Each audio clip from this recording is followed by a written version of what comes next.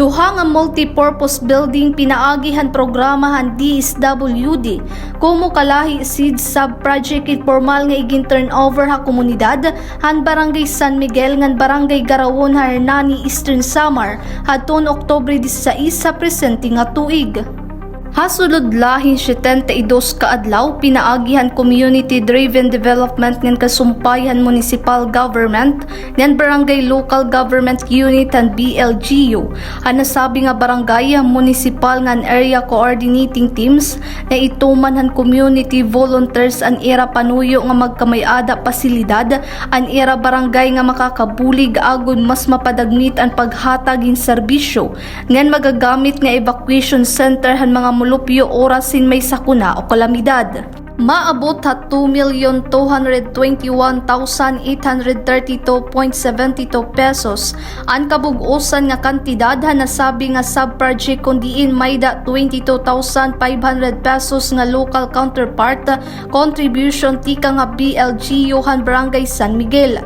Samtang ha Barangay Garawon maabot ha 2,221,254.87 pesos ang kabugusan nga kantidad han proyekto nga mayda 22,500 pesos nga local counterpart contribution o LCC ha nasabi nga barangay.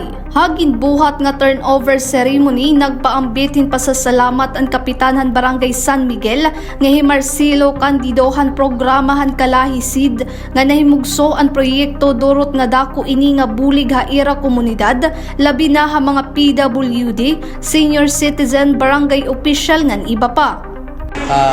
Kalahi Seeds, nagpapasalamat liwat kami DSWD na himugso ini nga project ini tang barangay. Ikaduha, nagiging usa namon ini nga evacuation center hanton mga PWD, mga burod ngadtuhan aton mga senior citizen nga madagmit an access nga nihan pag evacuate nga nihan aton multipurpose. Kasi itong amon evacuation center harayo din mga 1 kilometer pa.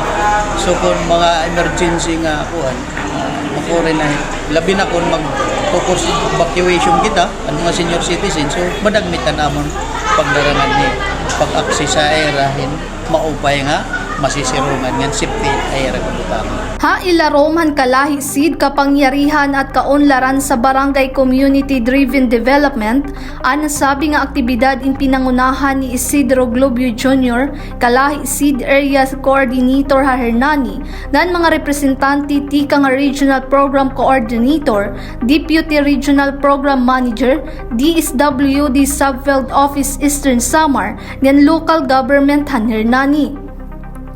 Tika nga syudad han Boronga na Mailing Katubay, Eastern Samar News Service.